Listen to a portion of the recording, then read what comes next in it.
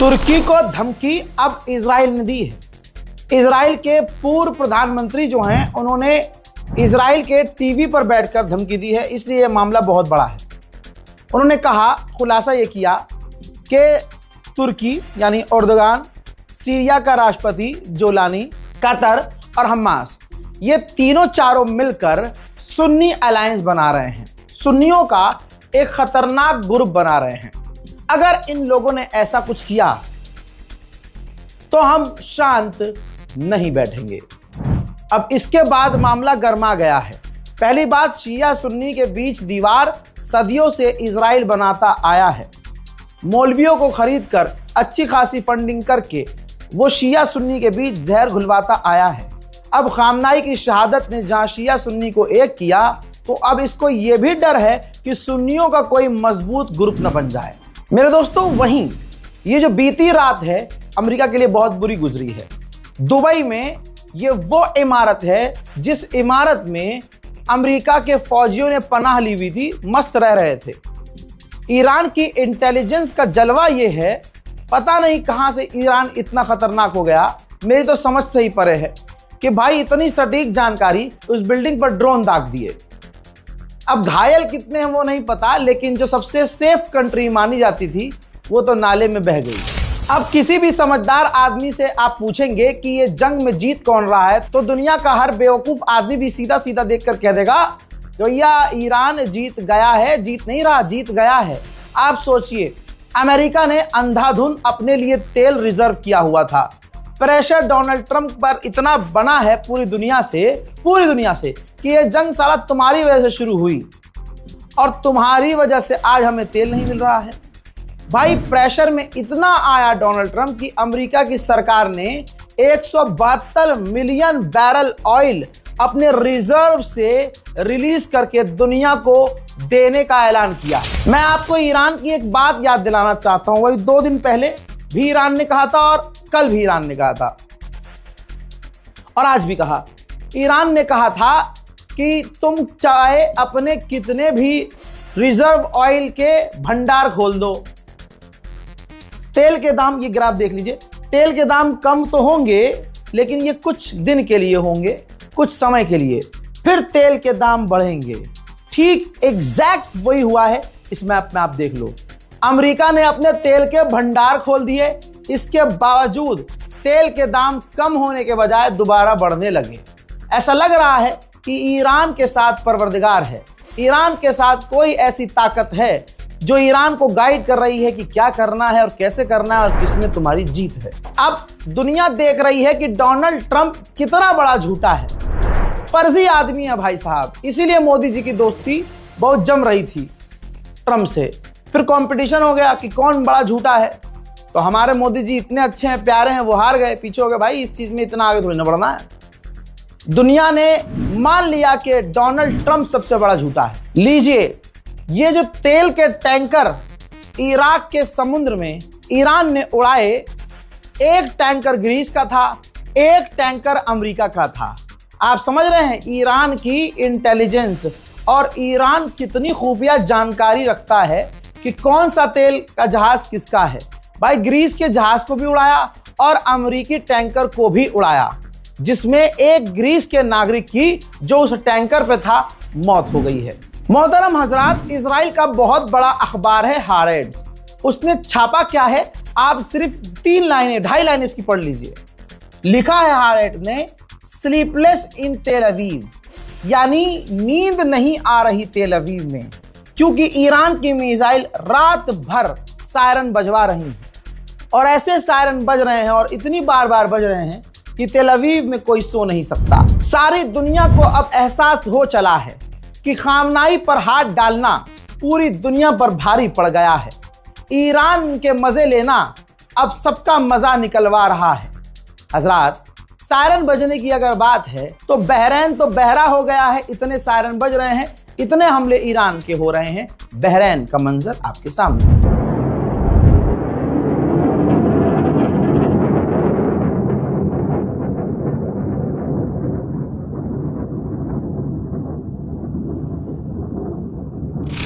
हजरात, ईरान में मिनाब का एक इलाका है जहां वो हॉस्टल था जहां 170 लड़कियों को अमेरिका ने टॉमाहॉक मिसाइल दाग कर कत्ल कर दिया। मेरे पास सारे टाइमलाइन हैं, सारे टाइमलाइन। ऐसे हवा में बातें नहीं करते हम। ये पूरा कहां से जंग शुरू हुई, किस किस ने क्या किया, हमारे पास सबका रिकॉर्ड है। तेहरान टाइम्स ने क्या छापा, कितनी बच्चियों की मौत हुई, फिर ईरान ने क्या किया, खामनाई के मरने के बाद ईरान ने क्या किया। ये वो उनकी कब्रें हैं जिन 170 बच्चियों को अमेरिका ने अपने टॉमाहॉक मिसाइल से कत्ल किया। फिर इसके बाद सारी जानकारी रजाग्राफी कुछ इस तरह से रखता है। अरब का जो अलायंस है वो ये, अमेरिका का जो नुकसान ईरान कर रहा है, जो दूसरे नेता हैं यूरोपियन जो पूरी तरह से अमेरिका के साथ हैं वो ये है। और उसके बाद इनके अलायंस के बाद ईरान के नए सुप्रीम लीडर, बिल्कुल टाइमलाइन है, आप समझ रहे हैं। जो थोड़ा बड़ा लिखा है वो समझ जाएगा कि टाइमलाइन किसे कह रहा हूं।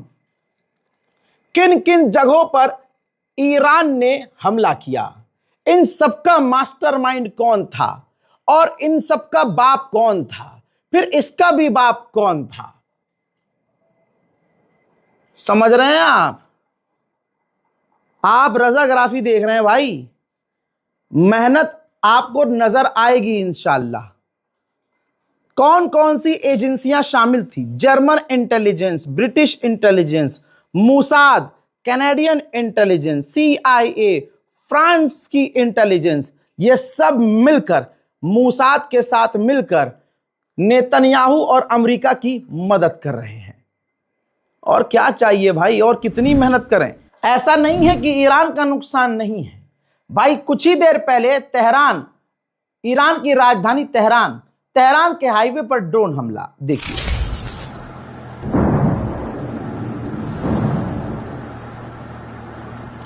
जो बात अधूरी रह गई मिनाब की वो बता देता हूं, जिसके लिए मैंने आपको पूरा ये वॉर वॉल दिखाया अपना। वो जो स्कूल था जिस पर हमला किया, 170 लड़कियां मारी गईं, ट्रंप ने मना किया। क्या कहा आपको वो बयान याद होगा कि ईरान ने खुद ही अपने लोगों को मारा है, वो अपनों को खुद मारते हैं।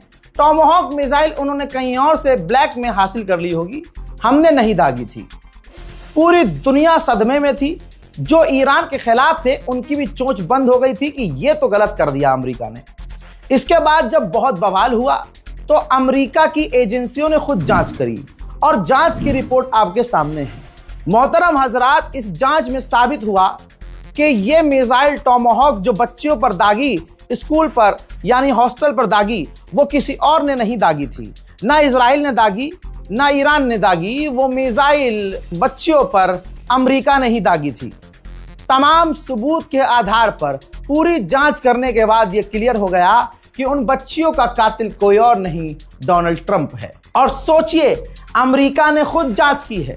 इसके बावजूद कुछ हिजड़ी शक्ल की महिलाएं जो अपने आप को पत्रकार समझती हैं और मुसलमान मानती हैं और पूरी तरह से छक्का नुमा उनकी चेहरे पर गंदी और बदबूदार लानत है, वो डिबेट के दौरान 170 लड़कियों के मारे जाने पर अमेरिका को डिफेंड करती हैं। जबकि अमेरिका भारत का दोस्त नहीं है, खुद उनके बाप को जलील करता है। लेकिन ऐसे तथाकथित मुसलमान पत्रकार, उनको लगता है कि ये काम करेंगे तो हिंदू हमारी नौकरी खाएंगे नहीं। वरना आपको पता है मुसलमान होके किसी ऊंचे पोस्ट पर रहना कितना मुश्किल है। ऐसे में जब लग्जरी लाइफ जीनी हो तो भैया नौकरी तो मोटे पैसे ही करनी पड़ती है, जमीर बेचकर। आप मेरा इशारा समझ गए कि मैं किसकी बात कर रहा हूं। जो समझ गया कमेंट में नाम लिख दे। आप जरा सोच के देखिए, खुदा की कसम हारा कौन। हम वो कौम है जो गू नहीं खाते। हमें पता है कि गाय का गू नहीं खाना, गाय का दूध पीना है। और जिन्हें यही नहीं पता कि गाय का गू खाना है और दूध जो है नाली में बहाना है, उनसे हम किसी बात से ऑफेंड ना हो तो ज्यादा बेहतर है। उनको ऐसे इग्नोर करो जैसे सड़क पर पड़ी हुई टट्टी। अब अगर आप रास्ते से जा रहे हैं, रास्ते में टट्टी दिख गई आपको, तो आप लहंडे के ऊपर पैर रख के नहीं जाएंगे, आप बिल्कुल नाक पे हाथ रख के किनारे से निकल जाएंगे। बस ठीक इसी तरह से अंधभक्तों से दूर रहना है। हर जगह जवाब देने की जरूरत नहीं है। ईरान बहुत बढ़िया जवाब दे रहा है। अंधभक्तों के चूतड़ों से आपको धुआं निकलता हुआ दिख रहा होगा, क्योंकि इजराइल इनका फादर लैंड है, हमारा नहीं। हमारा मदरलैंड भी यही है, हमारा फादरलैंड भी यही है। ठीक, अब आपको बता दूं, मुझे यह बताओ कि जीता कौन है, ये पहला सवाल है। क्योंकि रिपोर्ट आ रही है, जो मैं आपको बताना चाह रहा था, कि अमेरिका और इजराइल दोनों की ही खुफिया एजेंसियों ने मान लिया है और अपनी अपनी सरकारों को कह दिया है कि अब कुछ भी हो जाए, ईरान की रिजीम नहीं गिर सकती, ईरान की सरकार नहीं गिर सकती। डोनाल्ड ट्रंप को यह भ्रम था कि जब मैं खामनाई को मार दूंगा तो मारते ही खत्म, एक और वेनेजुएला हम बना देंगे ईरान को। लेकिन वो गुलाबी सुअर भूल गया था, एप्स्टीन फाइल का बुढ़ा भूल गया था कि ये ईरान है। हाथ डालकर पलट देते हैं। मामला इतना उल्टा पड़ चुका है कि अमेरिका में नेतन्याहू और अमेरिका के खिलाफ प्रदर्शन हो रहा है कि जंग मत करो।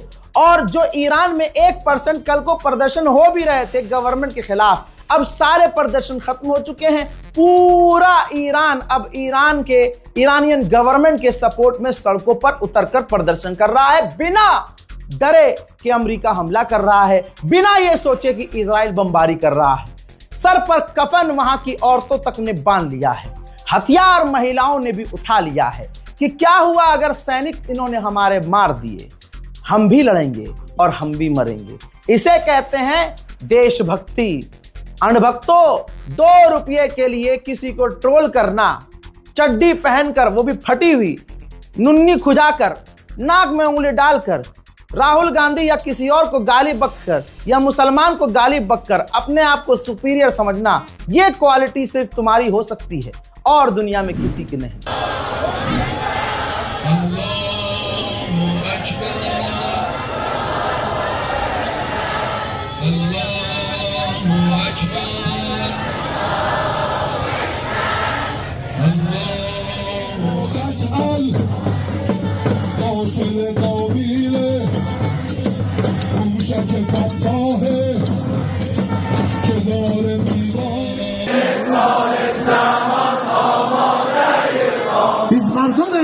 biz mardome دستانگی بالا اندالا رهبر شدی این پیکر خونبارینا اسرائیل آمریکا آماده پیکارینا ازدهبارم مدافعه ازدهبارم مدافعه سازشگرین اسرائیل مرد و زن و پیل و पहली बार तुर्की के राष्ट्रपति रजब तैयब एर्दोगान ने वो बात कही जिस बात को पिछले 7 साल से मैं बोल रहा हूं। और मुझे खुशी है और मेरे देखने वालों को भी खुशी होगी कि जो मेरा एजेंडा है, आज वो एक देश का राष्ट्रपति कह रहा है कि उसका भी वही एजेंडा है। ये मेरी तारीफ नहीं है, मेरे माँ बाप ने जो सिखाया है, मैं उसी एजेंडे पे काम कर रहा था। आज तक ना मैंने किसी रिलीजियस को प्रमोट किया है, और आप मेरे दोस्त, मेरे देखने वाले जानते हैं कि कभी भी मैंने किसी ग्रुप, किसी संगठन को प्रमोट नहीं किया। मैंने उम्मा की बात की, मैंने उम्मत की बात की, लोगों को एक करने की बात की, मुसलमानों की बात करी। मैंने अपने आप को अपनी जाति से प्रमोट नहीं किया। मैंने अपने आप को अपने नाम के आगे पीछे अपना, समझते हैं, खान, पठान, रिजवान, शेख, ये सब लगाकर मैंने आपको अपने आप से अलग नहीं किया। मैंने खुद को आप सब में मिलाकर रखा। खुशी है इस बात की कि रजब तैयब एर्दोगान ने जो बात कही है, वही मेंटालिटी, वही आइडियोलॉजी मेरी पिछले 7 साल से है, जिसको मैं यूट्यूब पर रखता हूं। रजब तैयब एर्दोगान ने कहा कि हम न शिया हैं न सुन्नी हैं, हम मुसलमान हैं, बस यही सबसे जरूरी है। यह बात किसने कही? आपके भाई ने एर्दोगान से पहले कह रखी है। नेतन्याहू नंगा हो गया, डोनाल्ड ट्रंप जलील हो गया। यह है अमेरिका का चैनल। महिला पत्रकार ने अमेरिकी सेनेटर से पूछा कि हम ईरान से जंग लड़ क्यों रहे हैं, तो उस अमेरिकी सेनेटर ने कहा क्योंकि हमें इजराइल ने मजबूर किया था। बात सारी खत्म हो गई। अब इजराइल ने किसे मजबूर किया था? डोनाल्ड ट्रंप को। कैसे मजबूर कर दिया? जो आदमी कहीं मजबूर नहीं होता, नेतन्याहू के आगे मजबूर हो गया।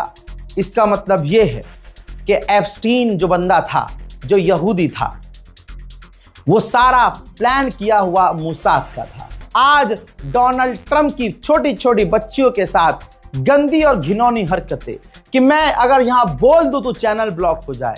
3-3 साल की बच्चियों के साथ वो एप्स्टीन आइलैंड पर क्या क्या करता था, ऐसी तमाम वीडियोस इंस्टाग्राम एक्स पर सर्कुलेट हो चुकी हैं और आई होप कि आपकी नजरों के सामने से वो गुजरी हुई भी हो, मैं यहां लगा नहीं सकता।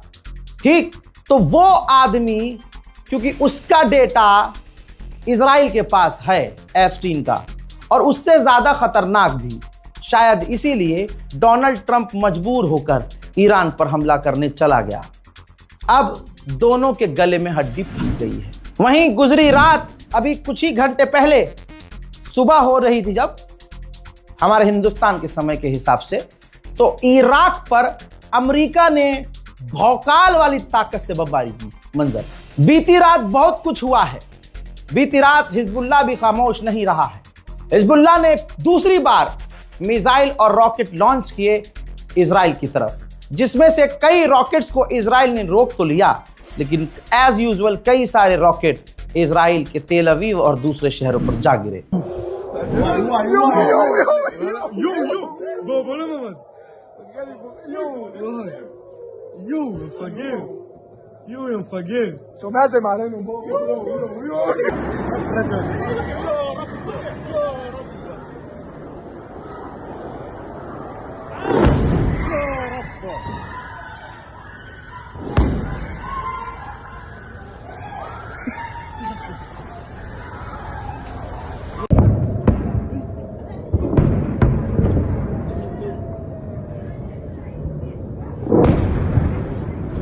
في جوا محمد تعال.